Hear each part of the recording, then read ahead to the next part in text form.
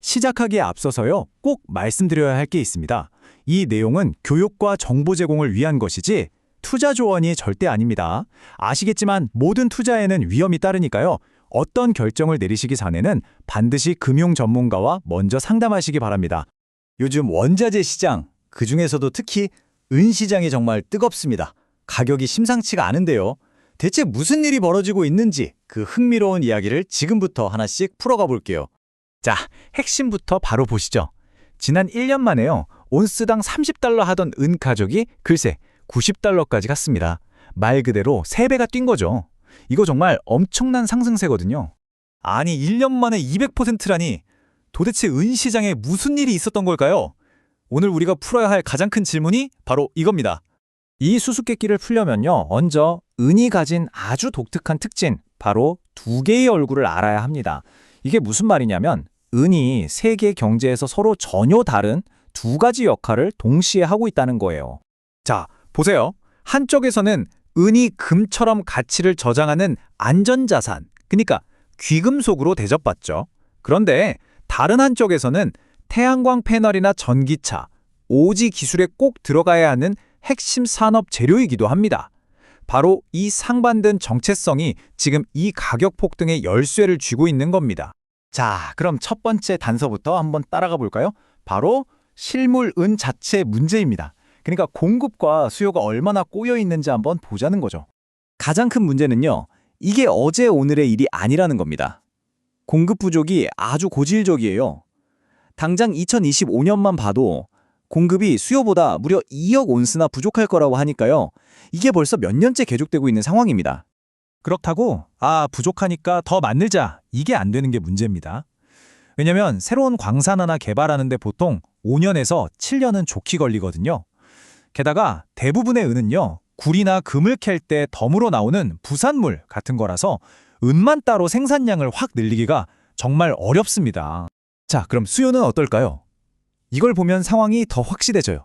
이제 전체 은의 수요의 절반, 그러니까 50% 이상이 산업 현장에서 쓰이고 있습니다. 이게 정말 중요한 포인트인데 은이 더 이상 그냥 보석함에 넣어두는 귀금속이 아니라는 뜻이죠.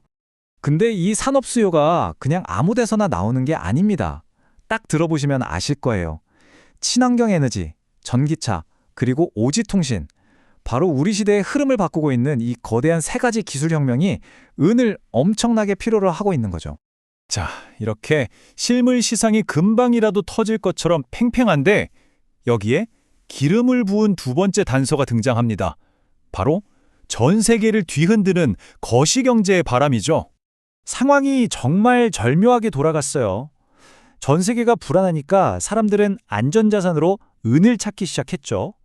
그런데 마침 금리를 내릴 거라는 기대감이 커지니까 이자도 안 주는 은이 오히려 더 매력적으로 보인 거예요. 여기에 2년 만에 처음으로 투자펀드에 돈이 다시 들어오기 시작하고 심지어 중국이 전략자원인 은의 수출을 막을지도 모른다는 소문까지 돌았으니 이건 완벽한 폭풍이 만들어진 거죠.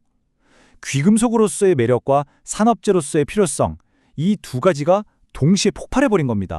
자, 그럼 이쯤 되면 궁금해지죠? 이렇게 복잡하게 얽혀 있는데 과연 앞으로는 시장은 어떻게 될까요? 전문가들은 어떻게 보고 있는지 한번 들어보시죠. 몇몇 대형 투자은행들은 정말 과감한 전망을 내놨는데요.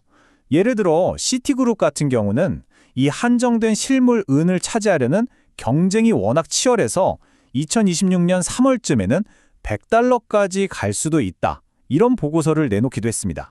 하지만 여기서 정말 중요한 게 있습니다. 꼭 기억하셔야 해요. 은은 원래 변동성이 엄청나게 큰 자산으로 유명합니다. 가격이 이렇게 쭉 올라가기만 할 거라는 보장은 어디에도 없다는 거죠. 바로 이 점 때문에, 그러니까 이 복잡하고 변덕스러운 시장에 뛰어들 때는 몇 가지 중요한 원칙을 꼭 마음에 새겨야 합니다. 핵심은 짧게 치고 빠지는 투기가 아니라 아주 신중하게 접근해야 한다는 겁니다. 첫째, 여러 자산에 나눠서 투자 포트폴리오를 다양하게 만들고요. 둘째, 짧게 보지 말고 긴 호흡으로 장기적인 관점을 갖는 게 중요합니다. 셋째, 내가 왜 투자하는지 목표를 분명히 해야 하고요. 마지막으로 가장 중요한 건데 혹시 잃더라도 내 생활에 지장이 없는 돈으로만 투자해야 한다는 겁니다. 이렇게 쭉 들어보니까 어떠세요? 어쩌면 이 은의 이야기는 단순히 한 금속의 가격 등락에 대한 게 아닐 수도 모릅니다. 오히려 앞으로 우리가 맞이하게 될 친환경 그리고 디지털 경제의 미래가 어떤 모습일지 그걸 미리 보여주는 하나의 강력한 신호일 수도 있겠다는 생각이 드네요. 오늘 준비한 내용은 여기까지입니다. 이 복잡한 시장의 흐름을 이해하시는데 조금이나마 도움이 되셨으면 좋겠습니다. 그리고 마지막으로 다시 한번 강조하지만 모든 투자에 대한 최종 결정과 그 책임은 투자자 본인에게 있다는 점 꼭 잊지 마시기 바랍니다.